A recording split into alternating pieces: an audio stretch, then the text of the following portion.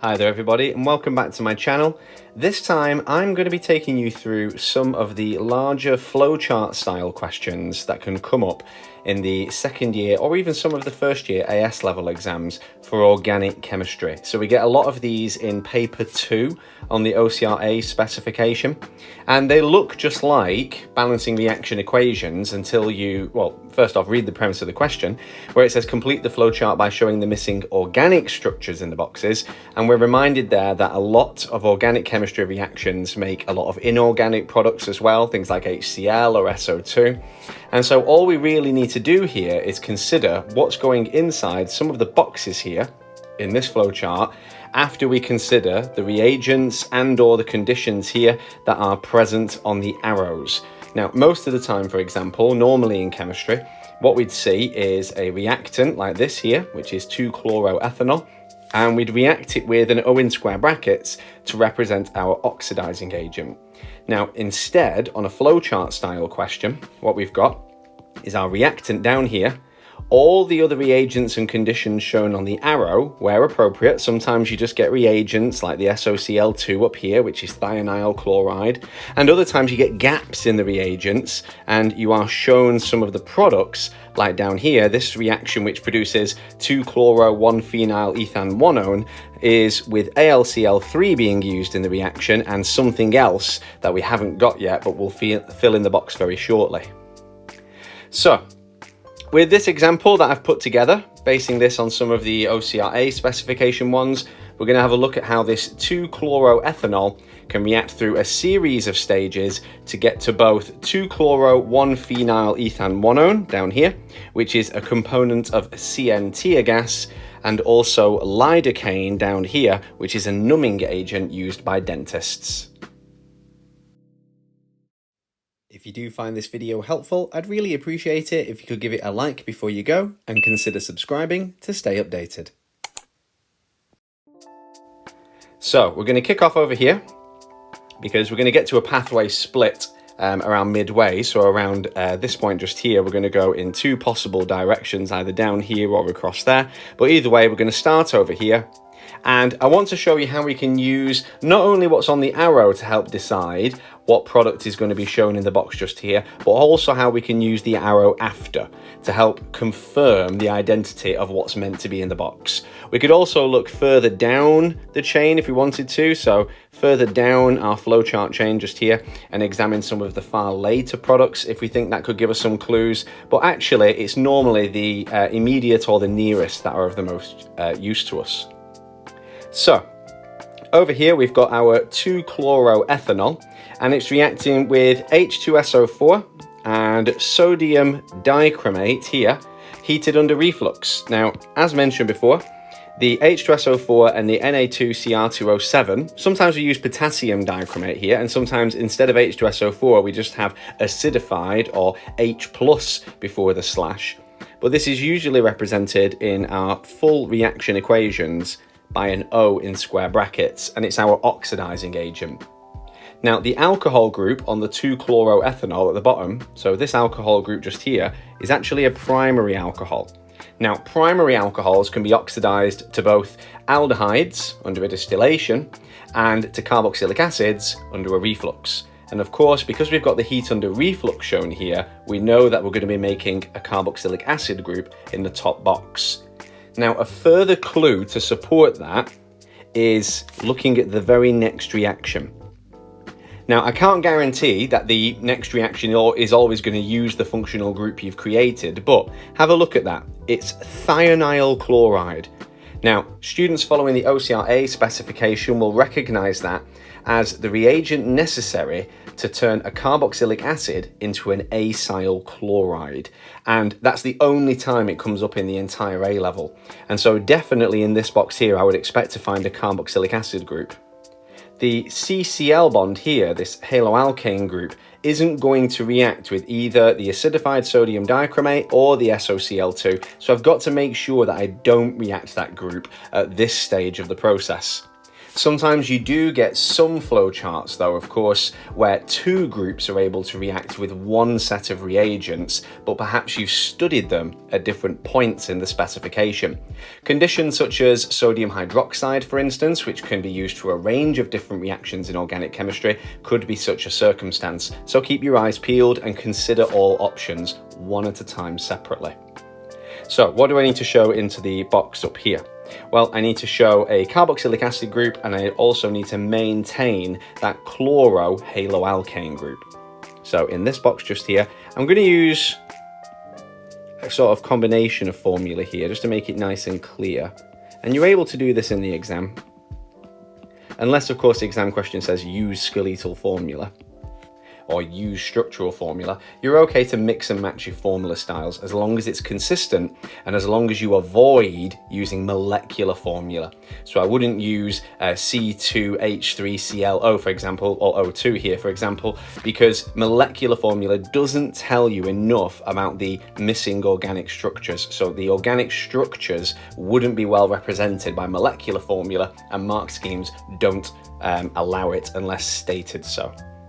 So, what else am I doing then? Well, as I mentioned, I've got my thionyl chloride just here, and the thionyl chloride is going to react this group, this carboxylic acid group, and it's going to turn it into an acyl chloride.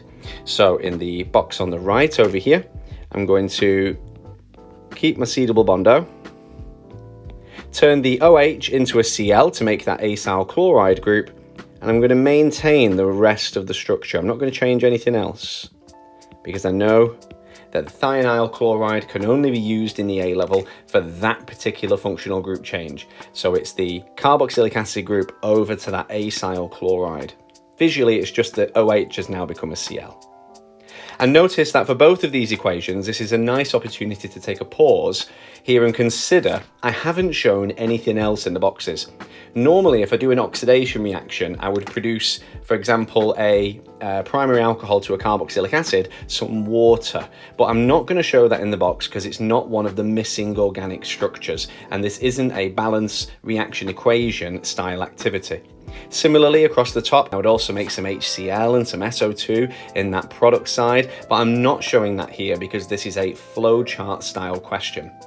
If your mind is then wondering to, well, can't I just show them anyway? You're missing the point of the question. You're going to be spending too long on this section than intended, and it can really affect your pace with the rest of the paper.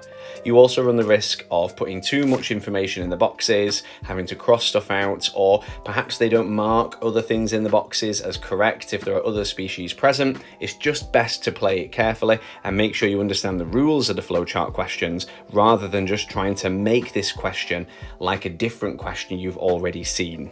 Moving across to the side here then, and what I'd like to do next is actually move down through the flowchart. So I'm going to look at this reaction combination down here. I'm going to go to my AlCl3 and Summit Mysterious in the box, which of course must be organic because it's a box in this flowchart and we're looking for missing organic structures.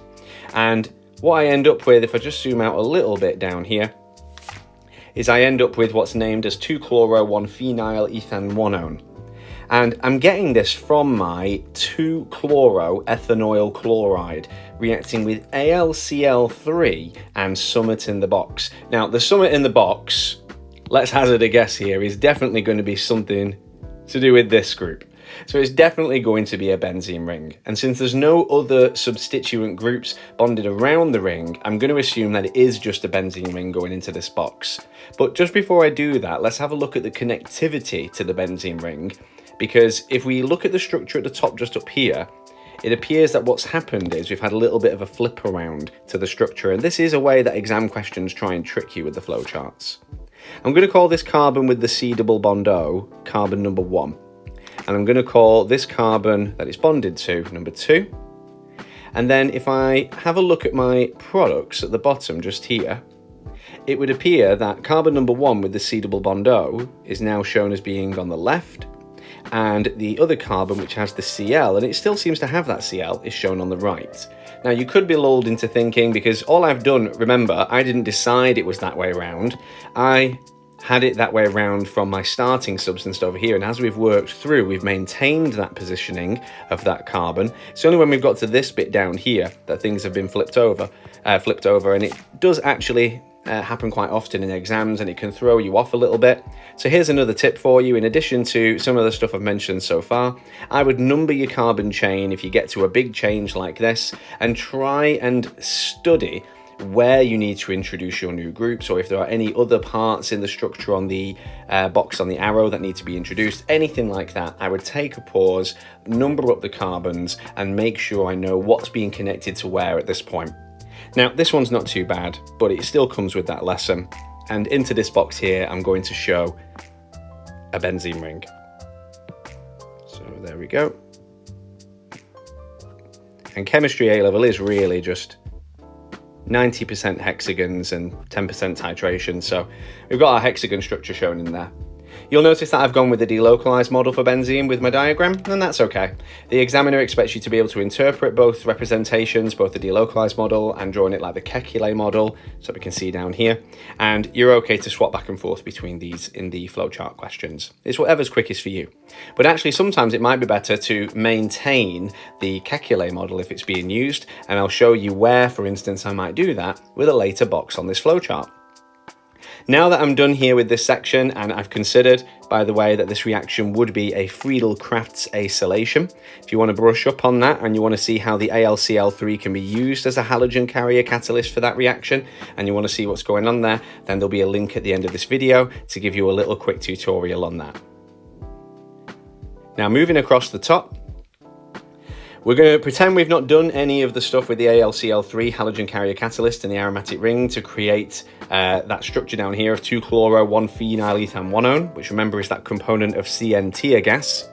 And we're going to move across the top with the 2-chloroethanoyl chloride, and we're going to see how we can form something else in the long term, which is called lidocaine, which can be administered via an injection in the dentist to numb your gums a little bit. So moving across the top section just here, I'm going to do the same thing I did before, numbering the carbons up, because I think here again, it's important to try and keep track of your original molecule, then you can decide what new thing you need to introduce. And here we've got quite a big change on the structure, but it's all going to come from what goes in the box. I'm not doing several reactions at once, remember. It's all just going to be one reaction, but what goes in the box is what's causing all of this fuss. So looking at the products, I can see that I've got some new bonding around carbon number 1. All that reactivity has taken place there. Carbon number 2, the one that has the CCl just here, doesn't seem to have changed again. Maybe hopefully soon, but right now it hasn't changed at all. And what we can see is here, this is my new bonding section that's been created, and that's actually a secondary amide group. Now, from A-level chemistry for OCRA Module 6, you do study that an amine, primary amine, even an aromatic one that will be used here, can be used with an acyl chloride to form this secondary amide group. So I know, therefore, that what I'm going to be showing in the box just here is going to be all of this here. So I'll actually loop all of this up in red so we can see it all. So all of this here is going to be going into this box just there. But I need to make sure that that nitrogen has actually got an NH2 on it, because I know that primary amine, it's actually going to be a primary aromatic amine, is going to be used with the acyl chloride group that was our carbon number 1 over here to form that secondary amide connection. So let's have a look at what that primary aromatic amine is in this box. Okay, so there's my hexagon for the aromatic ring, and I'm actually here going to maintain their way of showing that with Kekulé's model, purely because then it allows me to keep track of the position of everything else I'm using here, and I can really look at what I've got at the end and match it to this, so then I can almost clone what I need.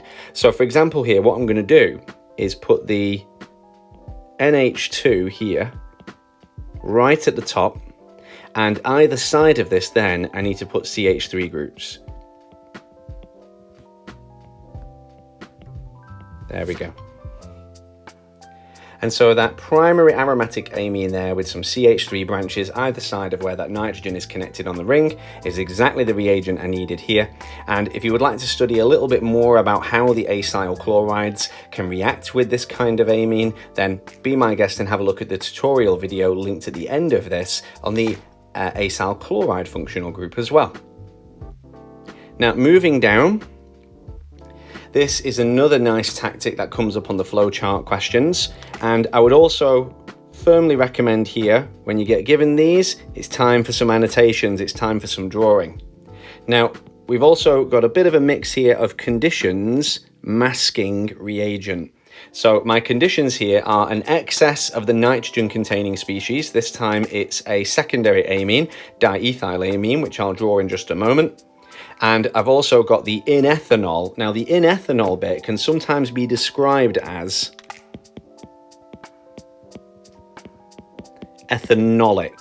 And you saw this more in older exam questions for the old OCR specification, but ethanolic is a way of describing that our reaction is taking place in ethanol solvent. The ethanol actually isn't taking part in the reaction, it's just part of the condition set, although you could be lulled into thinking that you're meant to be incorporating ethanol into the final structure. So it's a really good tactic in terms of exam questions. Now, what's the structure of my diethylamine going to look like? Well, let's have a look at it over here. And this is what I'd recommend you do in the exam. If you get given a reagent named like this, draw it out, have a look at it.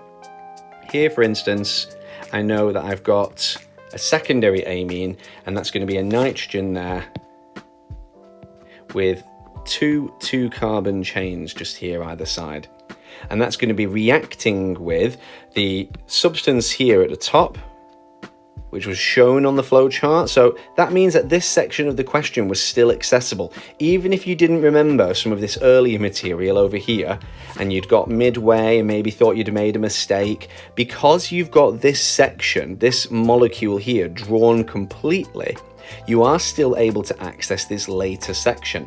So as another tip for the exam, have a look for this kind of circumstance in those past papers.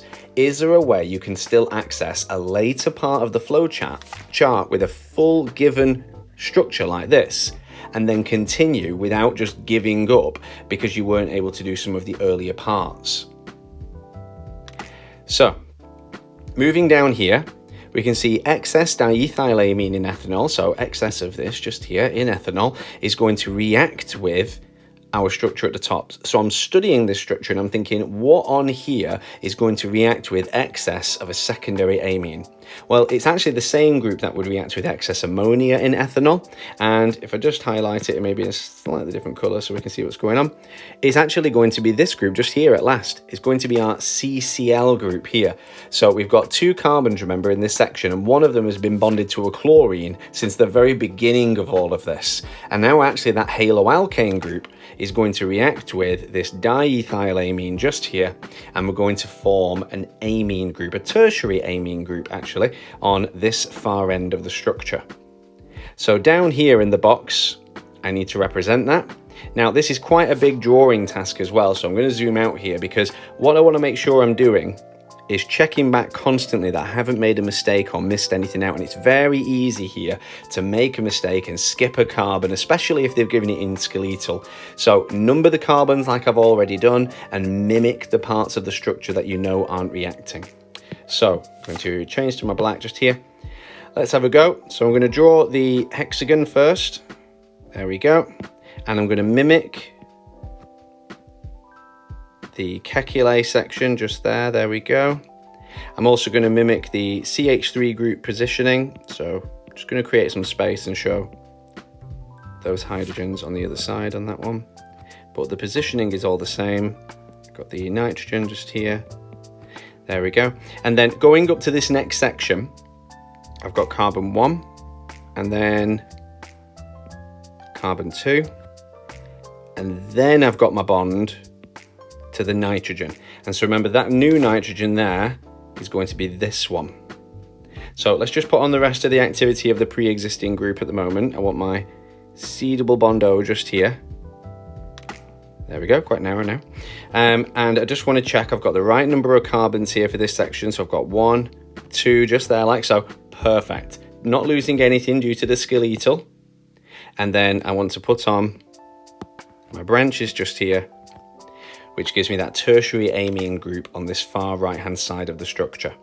And that is my lidocaine. Yes, I would get another product in this reaction. Absolutely, of course I would. It would be potentially organic as well, but I am just showing here the final structure here of the organic molecule. I would be given either instruction to show more than one structure in a box if that was the case, or I would be given another box if there was another organic structure. There are different ways of representing this final reaction, interestingly enough. Some textbooks will tell you just to make HCl, other textbooks will tell you to make an ammonium salt of the amine that was used. So here I would expect further instruction if I was meant to show another organic molecule, another box for example, as I've just mentioned. I'm going to assume that it is just this structure going into the box here. Plus I've got this one sole name to the structure at the end of lidocaine, which means that that is naming only one structure in the box. And so it's all about clues here for this kind of question. Hopefully with me taking you through this then, you were able to pick up some good tips there of how you can look ahead at these questions, how never to give up with them because some parts could be filled in already to help you pick it up at a halfway point, how to check how reagents later down the line could be used for a functional group that you may or may not have just created. And also what is actually going in the boxes, how you can mix and match how that's represented if necessary, not to panic of that kind of scenario. And the final thing I'd say is, especially with the second year versions of these, expect multiple topics to be used, and therefore don't try this style of question unless given one by your teacher until you have covered all of the different types of reaction in organic chemistry. I hope this was really helpful for you. If you did find this video useful, I would really appreciate it if you could give it a like before you go and consider subscribing to stay updated. Until next time, however, happy revising.